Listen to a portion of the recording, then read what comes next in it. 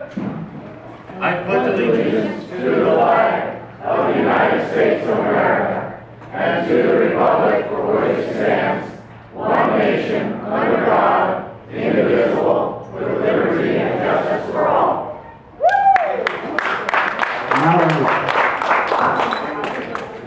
Stay down. Stay down. Just wait.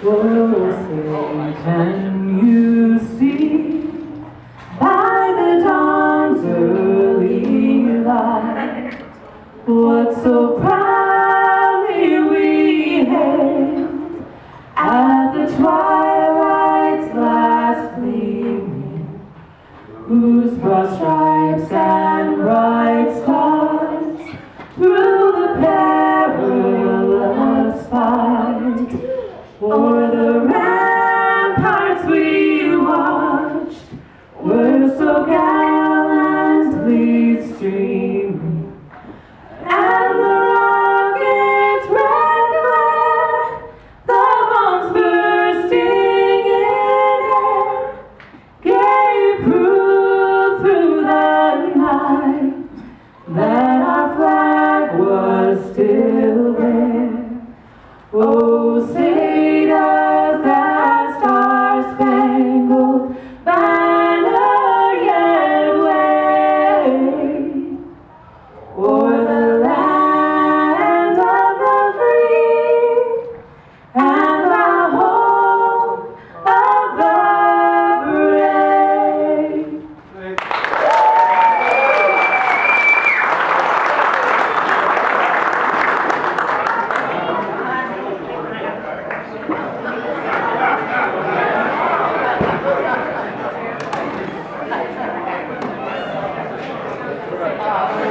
Can you see that?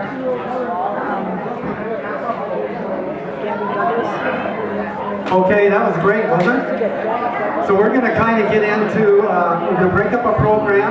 As you know, the history here is we let the candidates do a little stump. We're going to give them 3 minutes each. Our timekeeper should be up here. Where's our timekeeper? There she is. Where? There she is, okay. And so they get up to 3 minutes. And in the first grouping, by order of call, if you'll come over here to stage right, your right, will be Marty McClendon for Lieutenant Governor. Mr. Todd Bloom, District 6 Congressional Representative. Larry Sequist, LD 26, position number 1. And then last in the lineup, Jesse Young for LD 26, Representative number 1. Marty, come on up and tell us what's going on. Good afternoon, everyone. Hi. Hey. I love this event every year, and this year we're even more excited. So, can you imagine this, guys? Top 2, a conservative for a statewide office? Yes. Yeah, right? This is the year. If you look around and see what's happening nationally, there's a revolution going on. Conservatives, Americans are saying we have to just take our country back. So we're taking our state back as well. So this campaign has been based on the golden rule, running across the state, saying we can solve problems at the local level, that we can actually get things done that make common sense. We actually bring the sides together, but not only that, but get you, the citizens, actually engaged in the process. You know, as Lieutenant Governor, you're their voice, you are an ambassador, you chair the Rules Committee, many different important things, but far too long it's been done nothing, or nothing good for us anyway. It's time this government actually answered to you. A couple things, we only have 3 minutes here, but I want to say the campaign's going well. We surprised the nation, we surprised the state as well by being in the top 2, so thank you for voting for me if you did. And if you didn't, thank you. And if you didn't, you have a chance in November to actually vote for Conservative. Quickly, before I talk about the plans there, the opponent, you couldn't find more polar opposites in our race. Cyrus Lapid is going to raise a lot of money from Seattle, he's an attorney over there, but on every issue, from life to marriage to gun rights to property rights, he is opposite where he should be. He's against the Constitution, just everything. He's a constitutional attorney of all things, go figure, right? Wasn't there somebody else that's elected as constitutional attorney? Yeah, okay. And you know how well that went, right? So your support is needed, money, signs, that kind of stuff, but we are on the campaign trail sticking to a message. Part of that, though, is knowing that we can stand upon our Judeo-Christian values, restore the Constitution where we are protecting your property rights across the state, and we defend those religious rights, your Second Amendment rights. You know, it's the only candidate that will do that. Now that said, a couple things. Every state agency has a budget. We know that. If they don't spend their budget by the end of the year, they lose it. That's stupid, right? Federal agencies the same way. I don't know why it's not been fixed before, but now we can fix it. With Mark Milosha, Bill Bryant, and about 15 different senators so far, we're going to fix the budget and say, you cannot lose it for these state agencies, no matter what you do. That said, every dollar you save through innovation or cost savings, there's money you don't have to spend, verified by the auditor. 10% of that next year goes to the employees of the bonus to incentivize them to save. However, the rest of it can be reallocated and resent to education, a new way to fund things and give them a reason to save. We do too many things where we incentivize them to do the wrong thing. Another thing I talk about 3M across the state, people feel like they don't have a voice. And oftentimes the solutions in Olympia don't work in Grand Coulee Dam or in Quincy or even in Kitsap County sometimes, right? Top down never works appropriately. So going into these communities called 3M, get the local business leaders together, local government leaders together, and local faith-based leaders together and say, what are the 3 or 5 things you want to do in your community, your county, your city that's not being answered in Olympia? And then is there a local solution for it? Is there a business solution for government? Is there something that faith-based communities can deliver in a better, more appropriate, cheaper way than government can? And then if there's something in the way, like a rule or regulation that's stopping me from doing that, I'll take it back to the Senate the next year and say, Senate, this is what Kitsap County needs to fix their own problems. This is what I talk about leadership and bringing people together to solve problems, but getting more people engaged. All too often, it's a very small amount of people engaged. So, I won't take too much of your time, but electparty.com, I have envelopes and stuff in the back. We are going to win this year because we're standing for principle, which we need that. We're standing for families. So we honor God first, we fight for restore and make strength in families, then we fight to protect our liberties. God bless.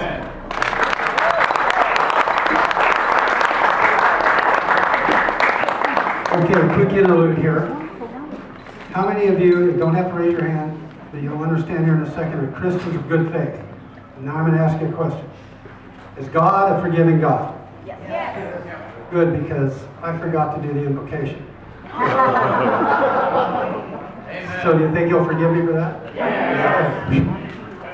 That's what I get for being a backsliding Baptist, so I probably need to be involved in that prayer. We have a guest to give us the invocation. If she would please step forward, Miss Susan Weaver. Here she's coming. And if you'd all please stand.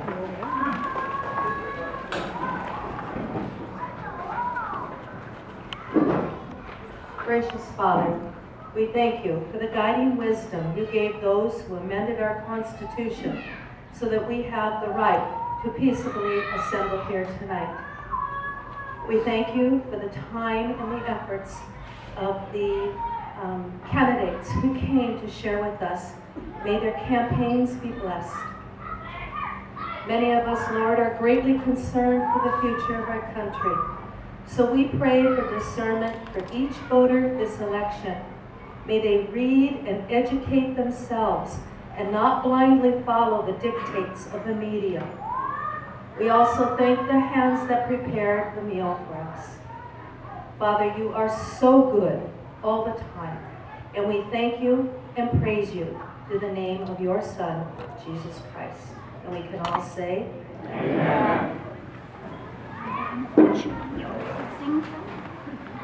Now, as you're being seated, let's welcome Mr. Todd Bloom. All right, thank you. I was just overwhelmed and incredibly honored and humbled to see the kind of response the voters gave me on a little over a week ago in the primary. I've come out of nowhere, so to speak, and so I'll give you a brief background. Some of you have probably heard this, but I was brought up to the Pacific Northwest in 2002 when I was recalled to active duty in the Navy. I've been practicing public accounting and tax law in Louisiana up until that time and was in the Naval Reserve. And I was called up a little less than a year after 9/11. I extended on active duty and have remained a permanent resident and a Washington citizen since 2002. Although I have been stationed in some other places around in some other places around the world. Anyway, I really appreciate the opportunity to address the Tea Party here in Kitsap County. And unlike, as Marty referenced, some of the constitutional experts we've got, I studied some constitutional law as an undergraduate in law school. And I was also sworn to support and defend the Constitution of the United States Navy. I'm still in the Naval Reserve, and I still take that oath seriously. And I will protect your rights in the First and Second Amendments, all the 10 amendments, the original 10 amendments. As a constitutional conservative, my undergraduate degree is in economics. I hold an MBA as well. I spent a good 15 years prior to active duty in the Navy, working in business with small businesses, with medium-sized, with large businesses, and have also worked as a manager in the big 4 public accounting firms. I've had to hire people, to interview people, to train people, to discipline people, and sometimes let people go from time to time. But I know what it means to have to go to your clients to give them a value proposition and to build a business and what the businesses are going through and what they're struggling through in this kind of an economic environment. I think when we look around, we look at what's, I think we might term maybe an upheaval in voter attitudes over the last year or so. I think it's actually been building, but we're seeing a great dissatisfaction with the establishment and a lot of kind of an anti-incumbency, anti-establishment type of animus in the populace. And I think when we look at the economy, we can understand that. Here, I saw a YouGov poll just recently in July, and 55% of Americans do not believe that we've ever recovered from the recession in 2008. We've got these job figures that say, hey, we've got low unemployment. But if we look at labor participation rate, we're at the lowest labor participation rate for the age 16 to 65 group since December of 1977. We need to do something about that. Here, the Federal Reserve has had low interest rates, and had recession level interest rates, what they call zero interest rate policy, since 2007, and that's not helping. We need tax reform, and somebody who's been in tax and who's studied tax a lot. I think that is obviously one of my high priorities with fiscal restraint and fiscal conservatism. I'm going to turn it over now. Thank you for your attention and appreciate the opportunity.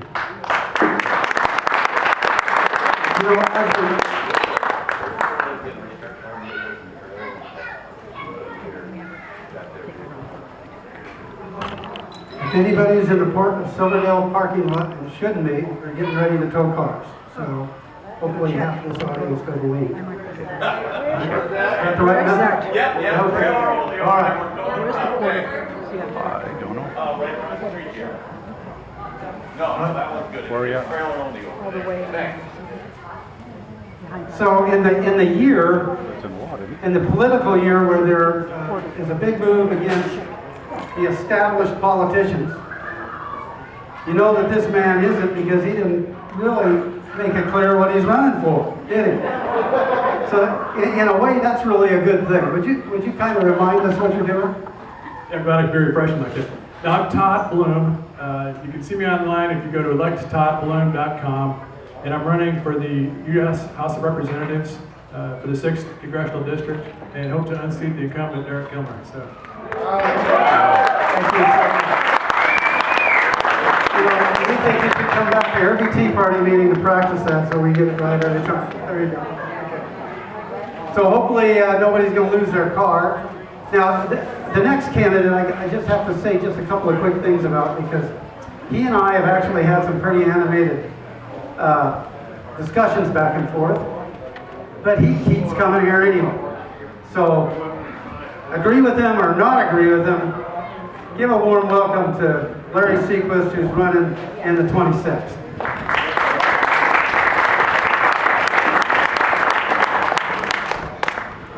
You can disagree without being disagreeable, I think. And although some of you will immediately remind me that we're a republic, not a democracy, I do believe that the essence of democracy is respect for each other's ideas. You know, even though you don't agree, the fact that we're thinking about and respecting what the other person is thinking may be the single most important thing in our politics today. We're living at a time where things are so polarized, so angry, and yet we've got big things to do. And that's why I can continue to enjoy visiting with you and enjoy debating with Johnny and anybody else. And my name's Larry Sequist. I'm running, as is Jesse Young, for the state representative seat in the 26th district. That's downtown Bremerton, Port Orchard, Olalla, down to Gig Harbor, and out to Key Peninsula, Fox Island. And the one thing I wanted to mention to you folks today, I'm a retired naval officer. I enlisted in the Navy as a young farm boy. I went to sea, enjoyed going to sea, got a commission, and ended up commanding 4 ships, including the battleship Iowa. And it was only later, after I had retired, that I stumbled into politics. One thing I wanted to mention to you is actually taking off from what Marty said. And by the way, we all have to give Barney McClendon one heck of a round of applause. He pulled off something quite remarkable in our state. You know, of coming in that strong. And I'll tell you, the Democrats didn't know what was going on.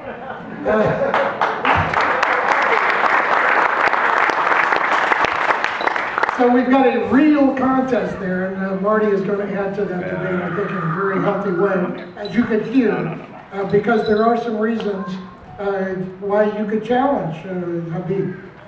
I want to mention just one thing. As I said, I think it's important that we try to find some common ground, because the problems ahead of us, and whether it's funding our local schools, dealing with the mental health crisis, dealing with ferries and things, we're not going to be able to solve the problems ahead of us if we're just arguing with each other and just kind of polarizing ourselves into these increasingly angry, hostile camps.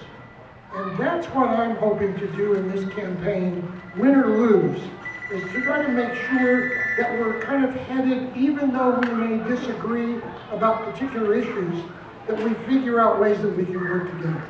So I appreciate you keeping me in mind as you're heading for November, and I look forward to more opportunities to talk to you. Thank you very much.